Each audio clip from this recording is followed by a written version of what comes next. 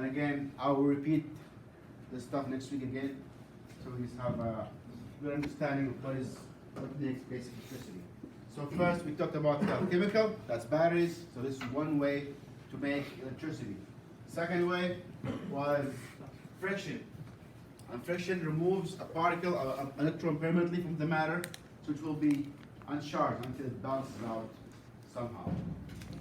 What happens in the clouds is basically static electricity, friction between the clouds with dust particles, so it completely discharges at once. And these devices basically have two thermal metals, thermally trained metals. Once we heat them, they will make electricity. And based on that, the idea of thermocouple came about. And it's the most common way to measure temperature now. So if you look at the thermostat now, it's a thermocouple.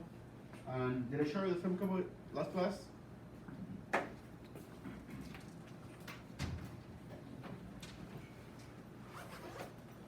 Did I pass this around? Okay, we'll do it again. So this here is a thermocouple. If you look at it closely, it's two wires spot welded together, and they measure temperature. And how are they doing that? How are they doing that? I'll show you. It's very fascinating. Actually, now you don't see bimetal anymore. You don't see thermometer anymore. This is the most common way to do that. So if you look at the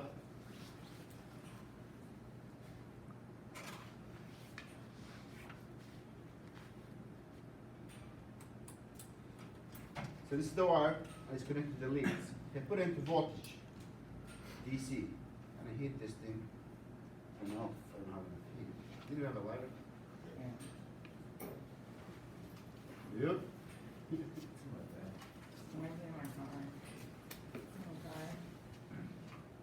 Yeah. I can improvise. Right here. You want? Okay. Hopefully I don't melt it. Thank you. Lovely meditation.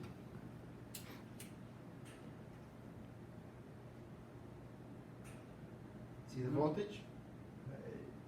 That's 0.06 volts DC. Ouch, it's hot.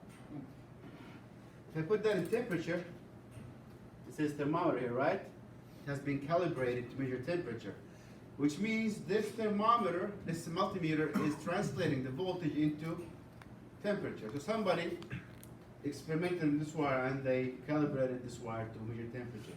I don't think they do that. If you have to think with a primitive way.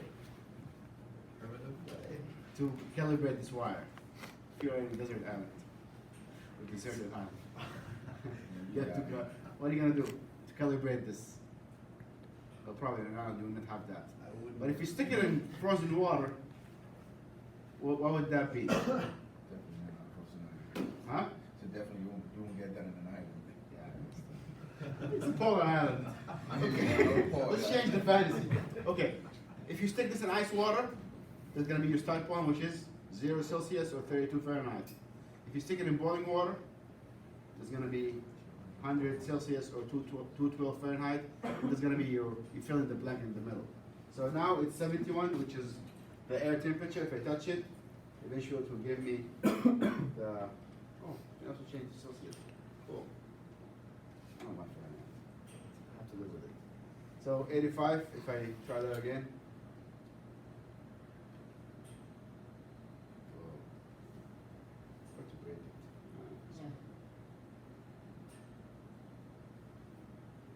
Solid temperature.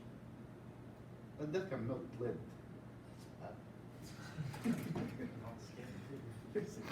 So thank you.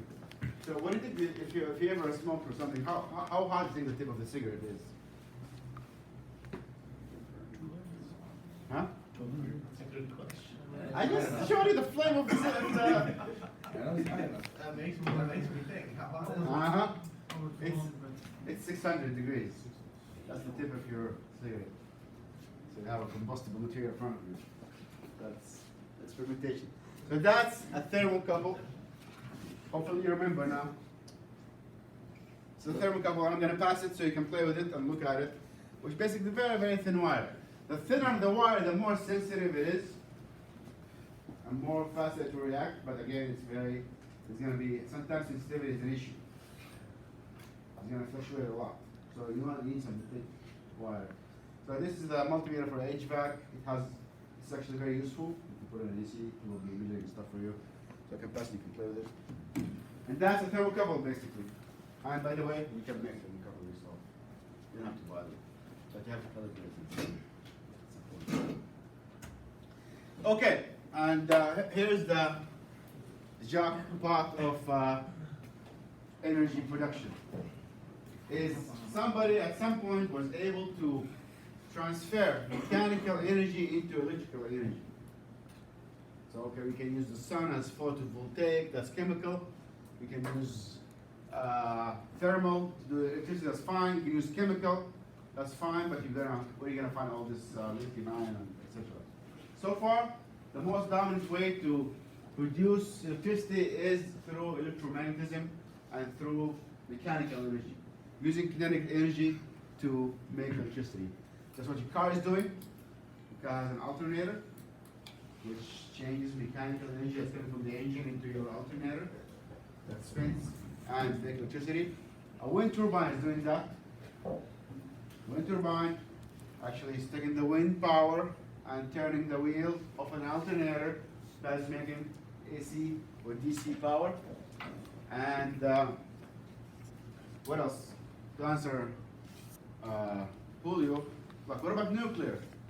What kind of, what are those for? What do you think it is? Chemical. You sure? No. It's not chemical. Heat. It's heat. So the heat boil water, the water makes steam, the steam turns the turbine turns an alternator. So it's still using steam power to turn a turbine to make electricity. What about coal? Heat.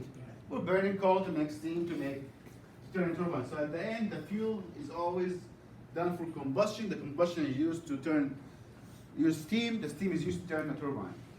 Period. So with a nuclear, however, it's very effective. Lasts a long time. It's also scary, but it saves. Do you know that remember the Fukushima incident? Reaction. Did anybody tell you that it stopped? Everyone says different things about it. But anyway, the news stopped, but the thing didn't stop. Yeah. You stopped hearing about it. Yeah, nobody But wants you to hear it is still reacting, and it's still like a mini stuff. It's gonna be for the next What did they say, decade or so. 100,000? Huh? 100,000 years or something like that? I don't know. It's still scary. There's actually, I was just reading something about this before I came to work. The guy started developing research on, I forget what the word he used was, but he used 4 different rapidly firing lasers to reduce the half-time of nuclear. Yeah. That's kind of scary. But anyway, the pollution that came from Fukushima is all the way now in Norway and California. So beware if you eat a lot of fish. You see fish with 3 eyes, you know what happened. So anyways, the Earth is a self-correcting system. It will fix itself. What I'm trying to say is at the end, the most common way now is burning stuff to make steam, to make power. And that's what we're doing in power plants. We're burning gas or coal. And just to give you an intro about this video.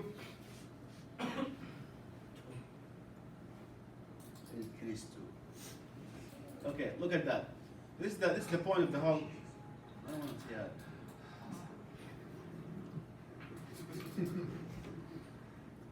So check this out. So this is what led us to know that we can interact magnetism and current. For the longest time, scientists have been fighting, saying there's no relationship between magnetism and current. They went to butt heads together, and everybody's trying to prove the other one is wrong. But this simple example shows that there is a big relationship between magnetism, copper and steel, and electricity. So look at that. So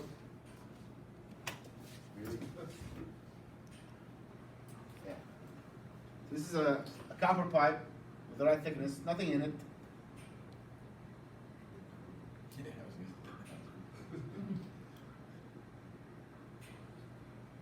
If you get a steel with the right size, with the right gap, no magnetism whatsoever.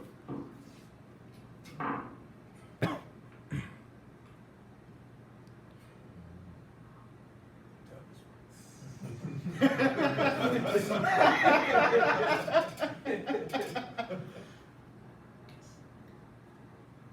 close to anti-gravity right there. It's some voodoo stuff, huh? That's what they thought at first too. That's what they thought, and it was. This is a good way to explain it. This is a good way to show that what's happening. And notice when it stops, there is no magnetism. So the movement of steel and copper together is creating a current. So can you imagine the stuff that we don't know? So this little tidbit, like, changed the world. This idea, this little concept. Oh, okay. So what else can I do? Start making a battery. So this little thing led to the invention of the electric motor, and it's been evolving ever since. What else? Oh, it's gonna measure the Gauss. Okay, let's look at that.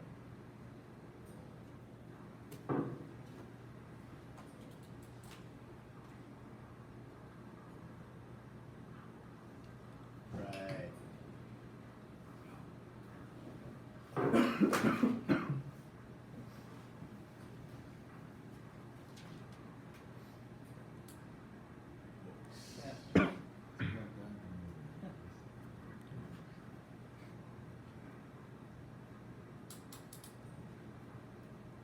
I want to buy that and play with it.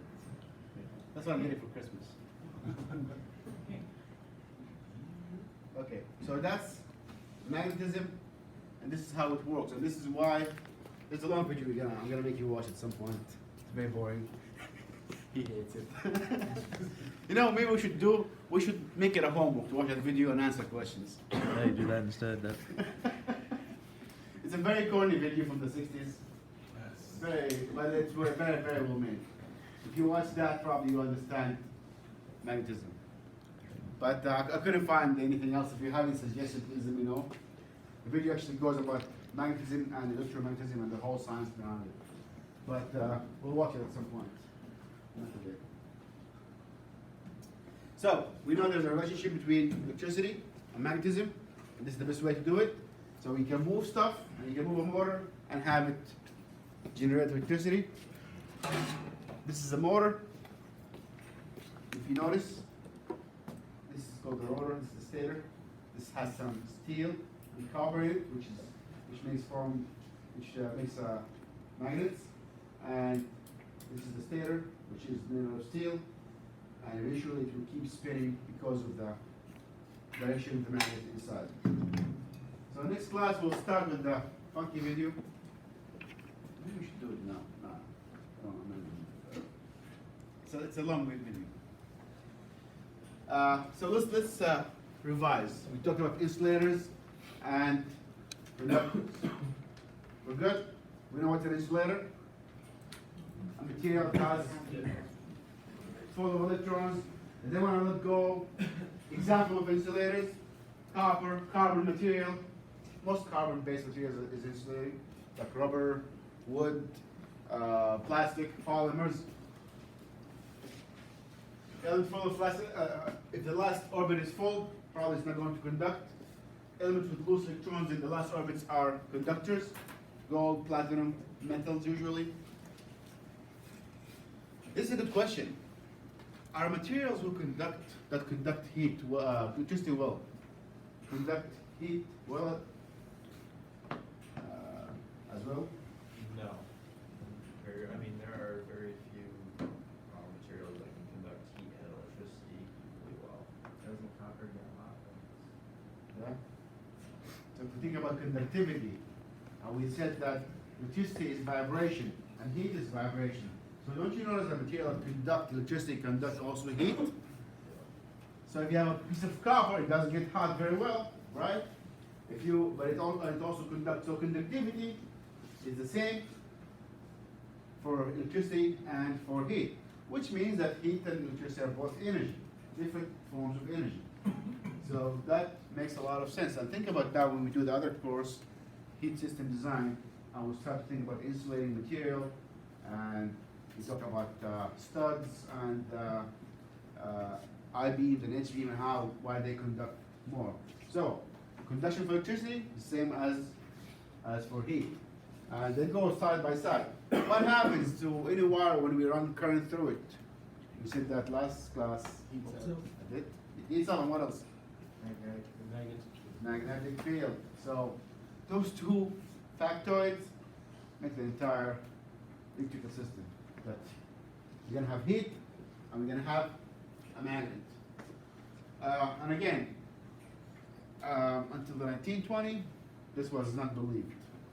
But no, they have no relationship between magnetism and heat. They're all different things. Question? It's more of a physics question. Why are carbon nanotubes supposedly good for conducting electricity? I have no idea. Didn't know. I can make up something, but I don't know. I- I don't know about carbon nanotubes, how they're made, what is the fiber, what are the properties. I'm sure that there is something to it, but I haven't experienced that. They're not very open with it right now. They connect electricity? Heat and electricity. Okay, I don't know how they manufacture. I know about fiber optics, which I thought they conduct current, but they don't. It was very actually fascinating. Fiber optics, actually, they have nothing to do with electricity in them. Really? Basically, signals of light. Oh, really? Yeah, Oh, deep, you know? that's interesting. That's why they conduct data mostly. You think about it, it just keep blinking. But Oh, before- is it like lasers? Yeah, Oh, really? Yeah. Oh, so you can do fiber optic systems through space and everything. yeah, space 3. So that's fiber optics. I thought they had to conduct something different, but it's not completely different system, and only work with digital stuff because again, 0 and 1 and binary. So insulators, what are metals? We know metals. They have high mass, low electrons. Insulators, low mass, satisfied electrons. What about semiconductors? Those are the silicons, ceramics, glass. Those are all considered semiconductor. What do they mean by semiconductor? And that was the birthplace of silicon and Silicon Valley and all these wafers and manufacturing stuff. It's basically it's small materials. Let me show you. Toy box. Semiconductors are ceramics that once electrified, they conduct. Not electrified, they don't conduct. So I have a box of toys here that hopefully I will integrate into one of those classes, which is basically a lot of transistors and LEDs.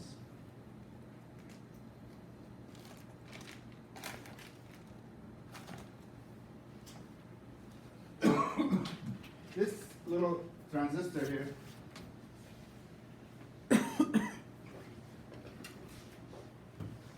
it's a semiconductor. What does it do? So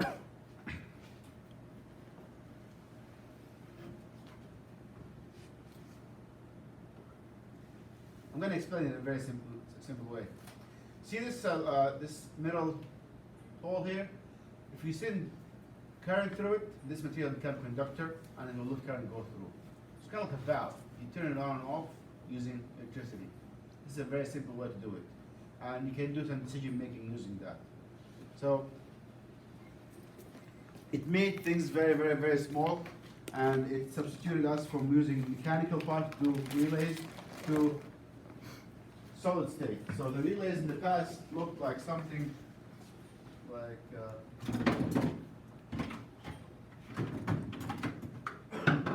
Contactors.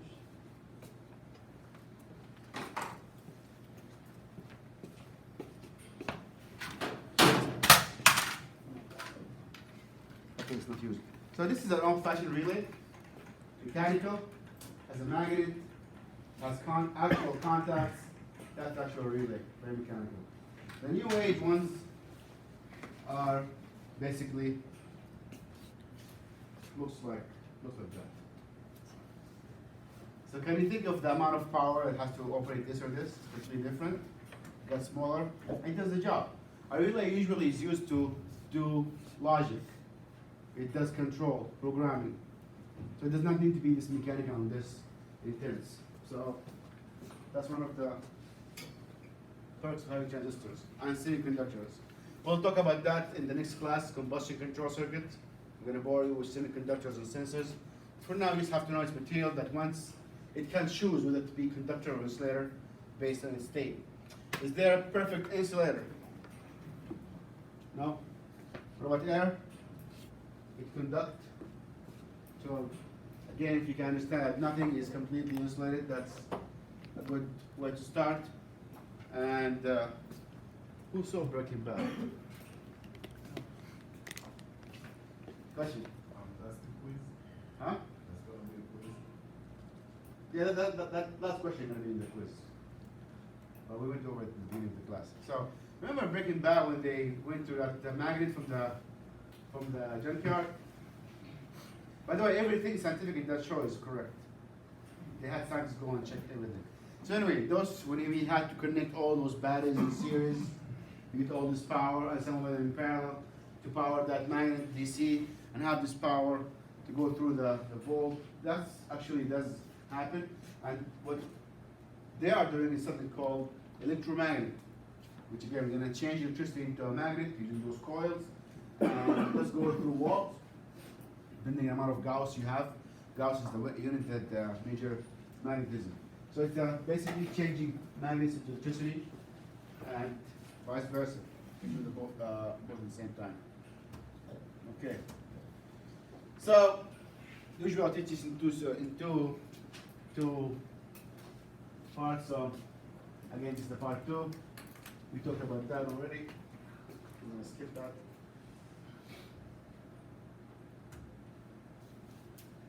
So let's take a pause here now. Talk about electrons, ways to generate electricity, and we'll talk about the components of electrical circuit. And we said we will talk about Ohm's law, which is the relationship between current, voltage, and resistance. That's all you need to know in basic circuit. So voltage, resistance, and current.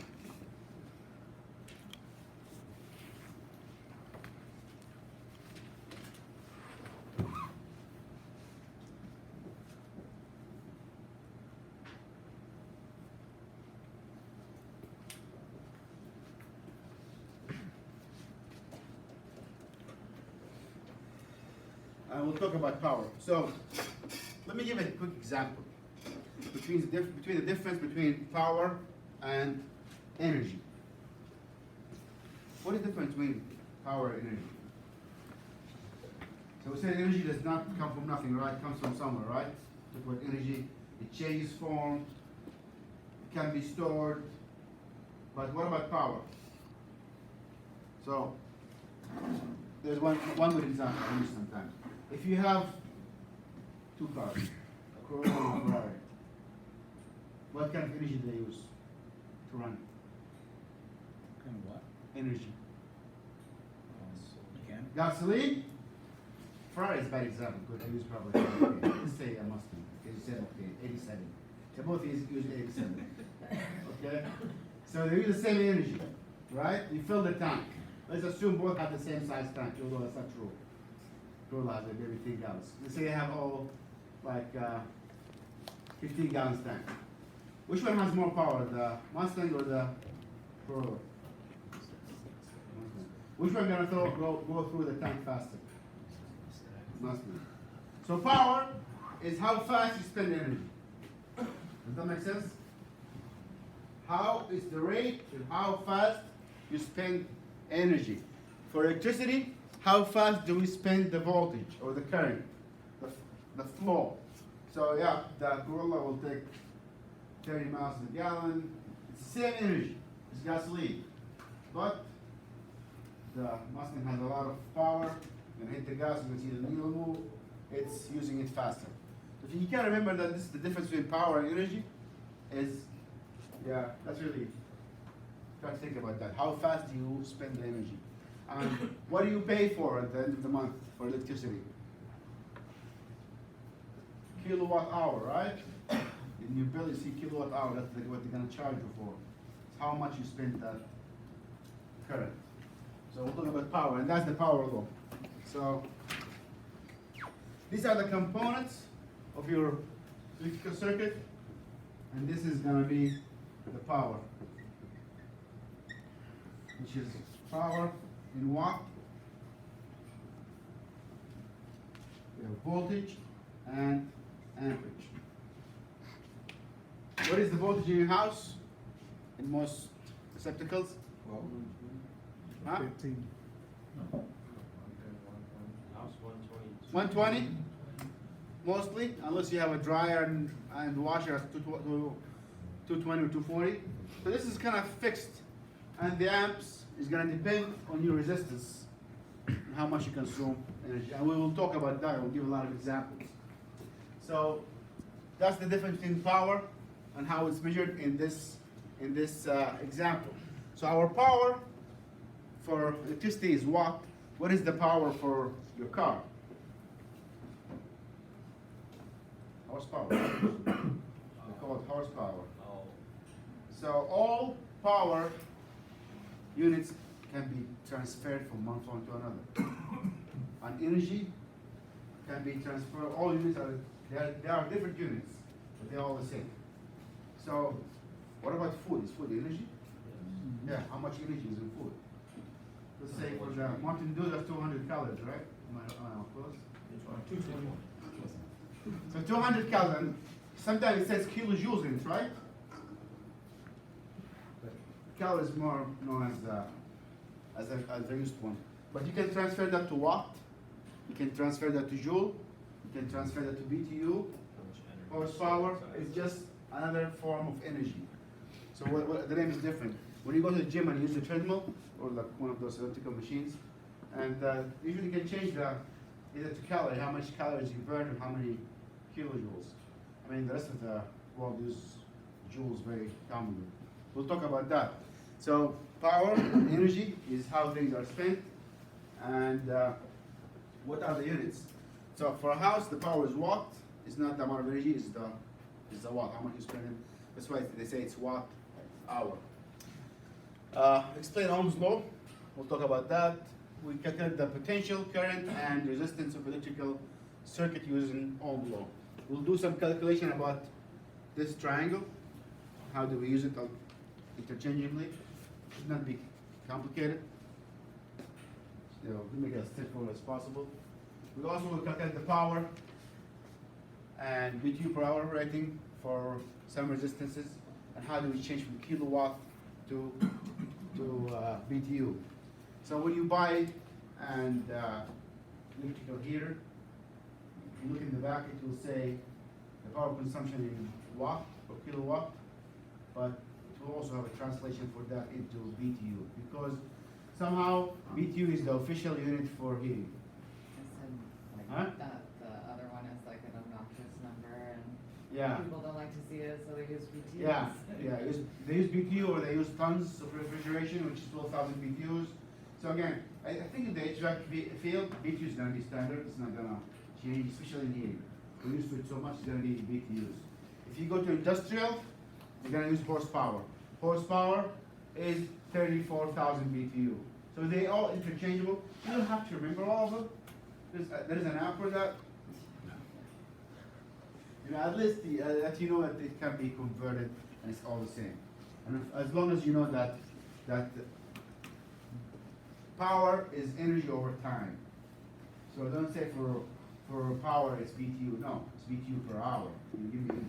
So watt, even though it doesn't say watt, and at the bill they tell you watt hour, but watt actually is joule per second. I'm not going to complicate things, but watt is given per hour by default. Power is always over time.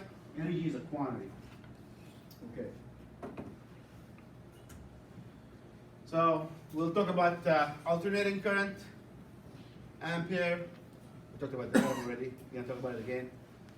Compound, conductors, current, DC, that circuit, electric energy, electric power. We're just talking about energy and power. Electric pressure.